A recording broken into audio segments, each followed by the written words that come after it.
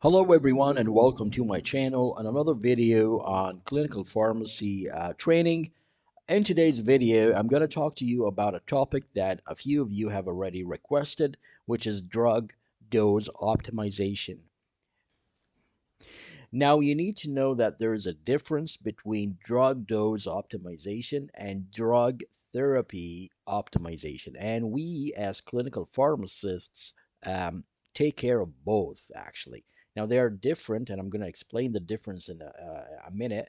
But just so you know, when you hear the term drug dose optimization and drug therapy optimization, they're not the same, even though some tasks may overlap, but the definitions are different. Now, for those of you who are new on the channel, this channel is all about clinical pharmacy practice. I teach you how to become clinical pharmacists, how to advance your career. So if any of the content here is of interest to you, make sure to subscribe to the channel and activate the bell so that you get notified of future videos. And please make sure to visit our website, www.clinicalpharmacycourses.com. There are two different courses as of now.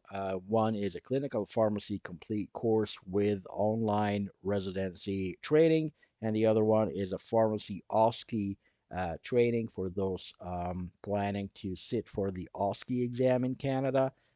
Maybe it will be beneficial for some of you, or maybe for someone you know, and it's all on our website. Now, let's get started with today's topic.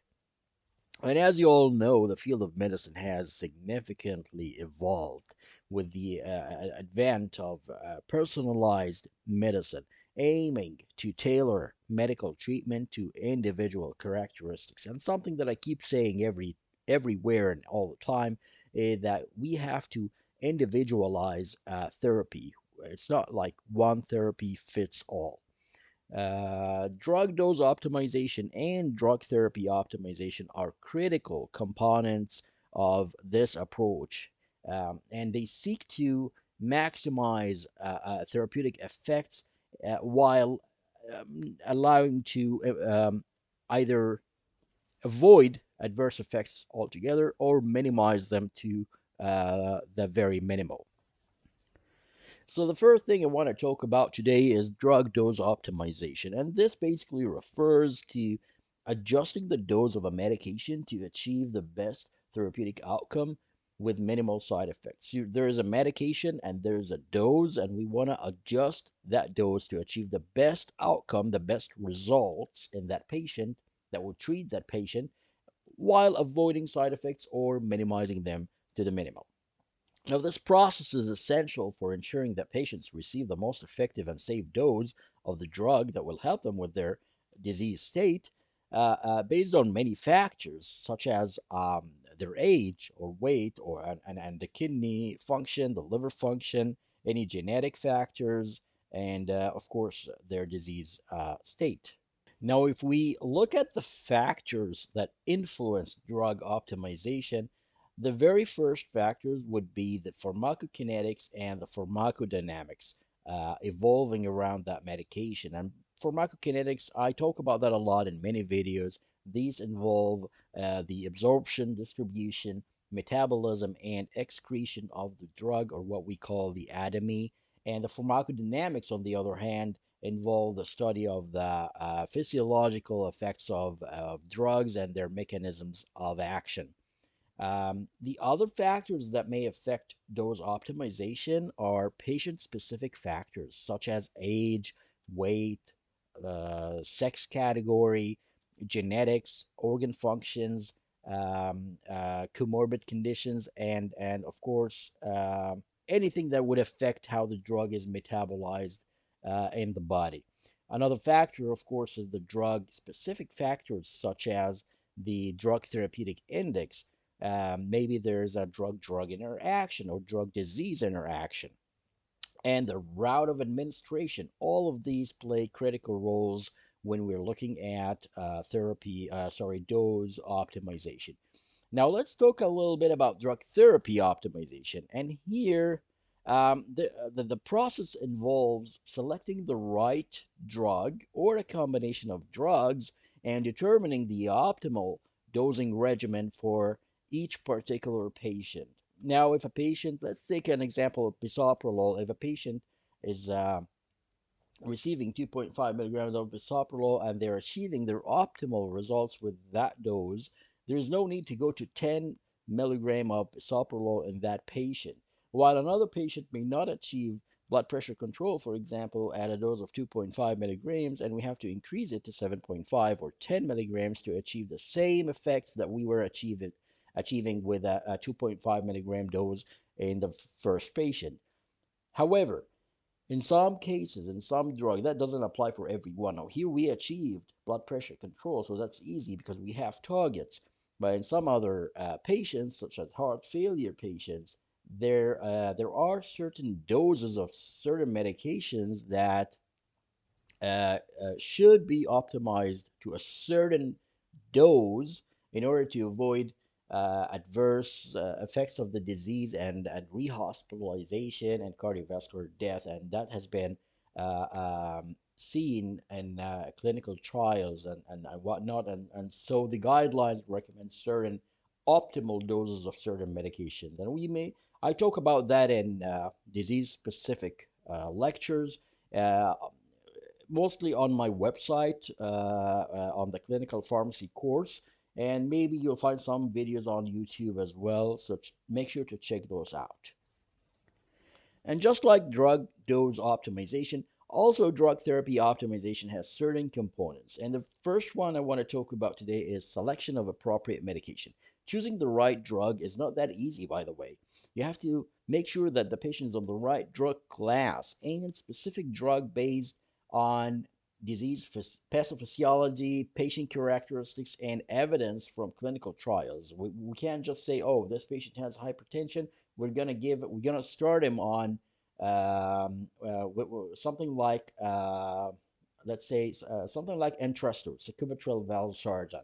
We can't just say that. There are guidelines that say, okay, you have to start with this medication and then, or maybe two medications, depending on how high the blood pressure is, and then go from there to another add-on medication and so on. So um, if a patient is diabetic, I can't go ahead, type 2 diabetes, I cannot go ahead and start them on insulin. We have to follow certain guidelines that were based on clinical trials, the big clinical trials that determined what to start with in terms of, or which medication to select in different patient population.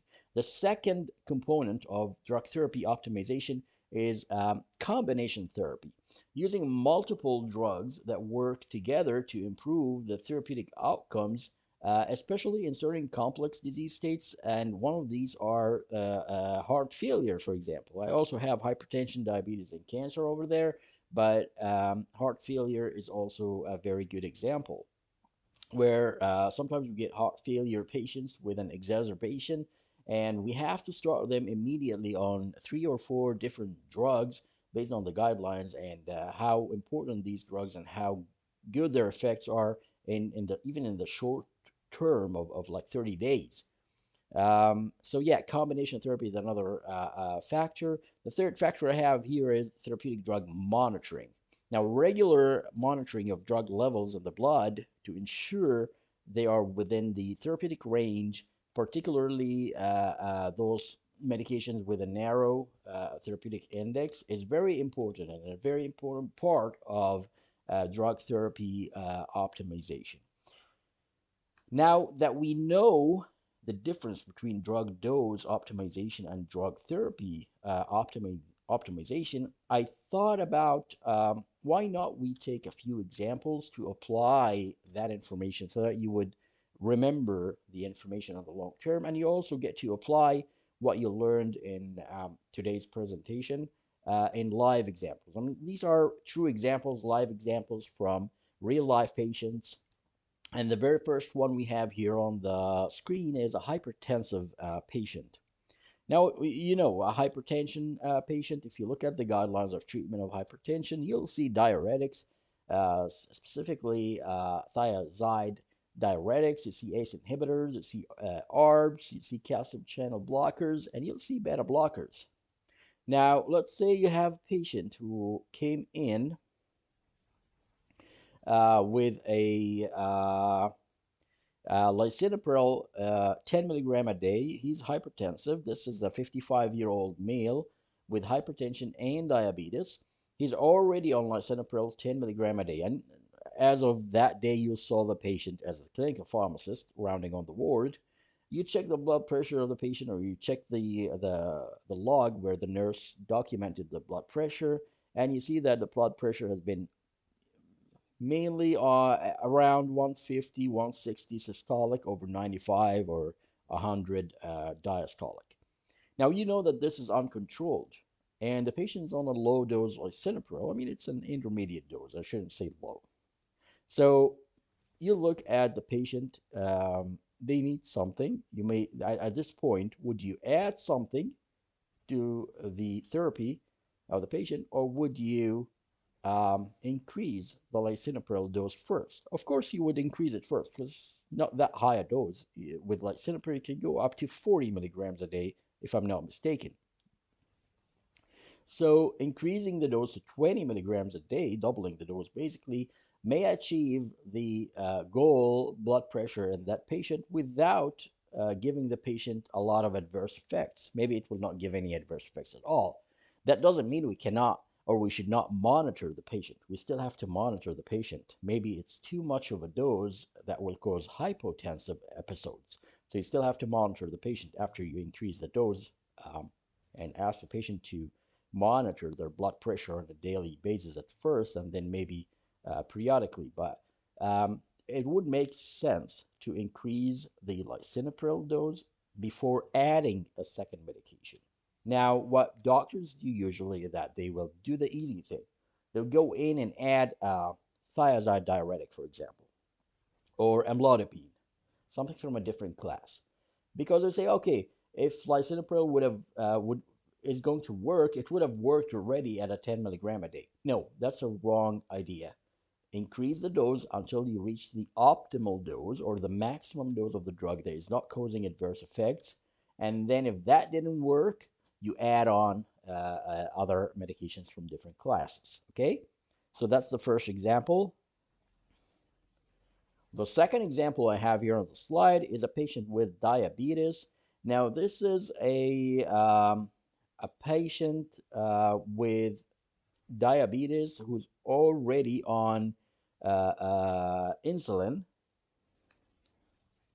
He's or she's a 45-year-old female with type 2 diabetes and obesity. I'm sorry, she's not on insulin. She's on metformin. I was thinking of insulin when I put that case together. So this one is on metformin, 500.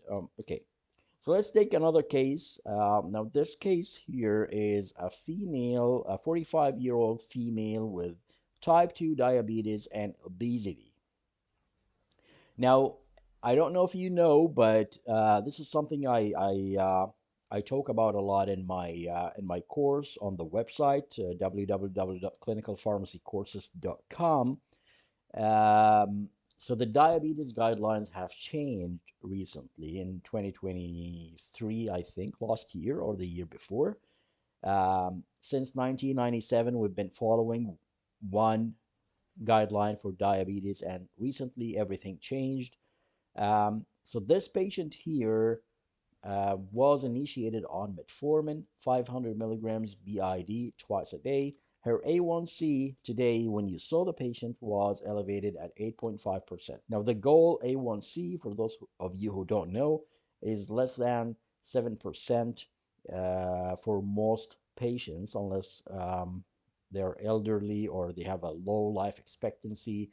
Then the goal might be less than 8, but in the general population, it's less than 7%, or even better, less than 6.5%. Now, for such a patient, she comes to you. What would you do? Increase the metformin dose or add a second medication to treat her diabetes? I'm going to give you a few minutes now. Try to answer in the comments section before you listen to my answer, and let me see how you think. What's your thought process? So I'm going to give you a few minutes here to think about it. Increase metformin or add a second medication. Now, this is a type 2 diabetes.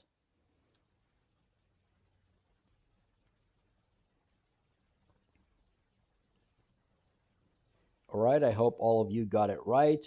Now, the right answer here is actually to add a second medication, and in this case, I would add a GLP 1 receptor agonist, such as liraglutide or semaglutide or something like that, whichever is available, I mean, and start with a dose like zero point 0.6, if it's a liraglutide, zero point 0.6 milligrams a day, for example, with a goal of increasing the dose to 1.2 milligram a day after a week or so, depending on how the patient tolerates the medication. Um, a few months later, the patient will come back with a really well controlled A1C, and you probably, and she would have lost some weight as well. You probably wouldn't need to do anything at that point except continuing the same medications. Now, why did I add a second medication here before optimizing the metformin? That's basically something I talk about and explain a lot in my residency program on the website. If you're interested to know why I did that, please go ahead and sign up yourself in the course, because this is too advanced to speak about on in a video on YouTube, really. No matter what the video title is about. There are certain tricks that you wouldn't learn except in a residency program. You would never know in an online video. A second or a third example I have here is a patient, a 60-year-old male patient with metastatic lung cancer. Now, this patient was initiated on cisplatin, 75 milligrams per square meter every 3 weeks, and unfortunately, the patient developed nephrotoxicity after the second cycle.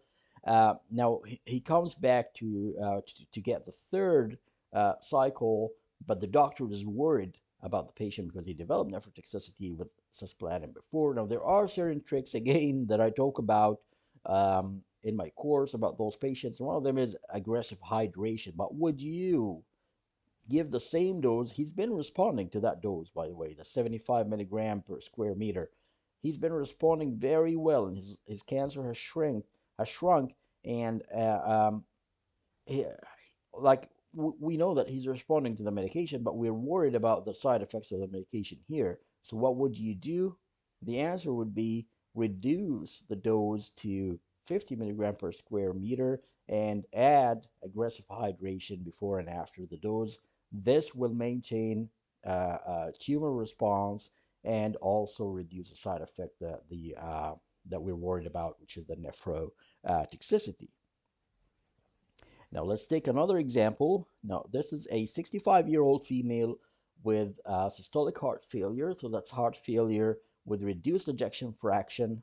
Um, and she was already initiated on carvedilol 3.125 milligram twice a day in a previous visit. Uh, she still has symptoms of heart failure, and she comes to the clinic today to see the doctor and see what should we do about these symptoms. Now, the doctor recommended to increase carvedilol to a dose of 6.25 twice a day, 6.25 milligrams twice a day. Now, increasing the dose to 6.25 twice a day is not a bad idea because she's not optimized yet. And as I said before, certain medications and heart failure treatment need to be optimized to a certain level, and that has been documented, well documented in clinical trials. For example, carvedilol optimal dose is 25 milligrams BID. So you need to reach that dose in every heart failure patient to get the optimal effect from carvedilol. Another good example, another good approach here in this patient is to add something like an SGLT2 inhibitor, something with proven benefit in the guidelines. Now, patients with systolic heart failure should benefit from sequential addition of certain classes of drugs, and I talk about that in the heart failure module in my course, in my clinical pharmacy course on the website.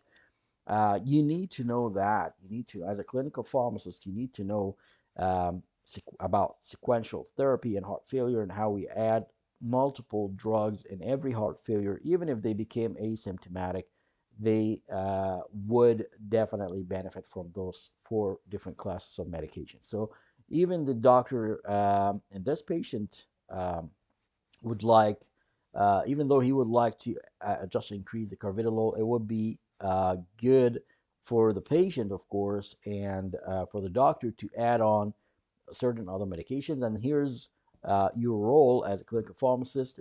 Here comes your role, and you have to go and speak with the doctor. And hey, I know I've read the guidelines, and they recommend this and this and that.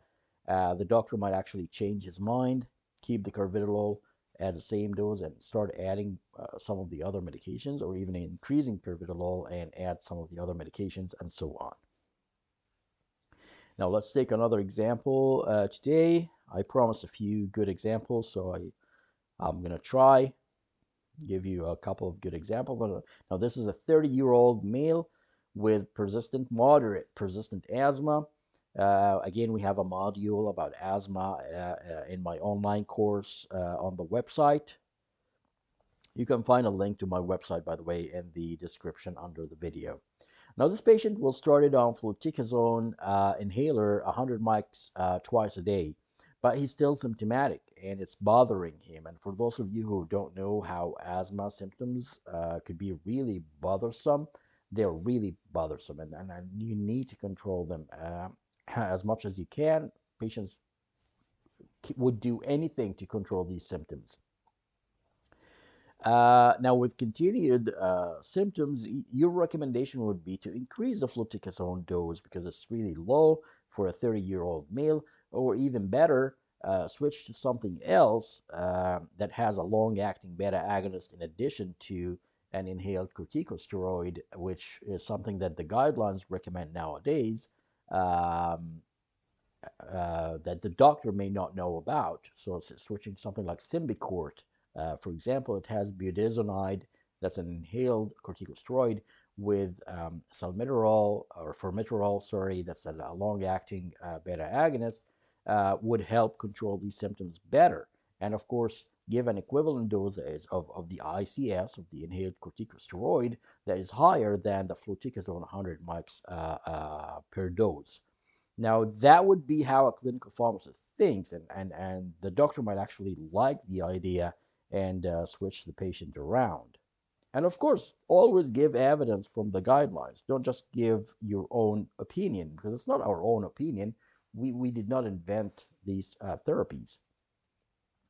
Now, another patient example is a 70-year-old male with atrial fibrillation.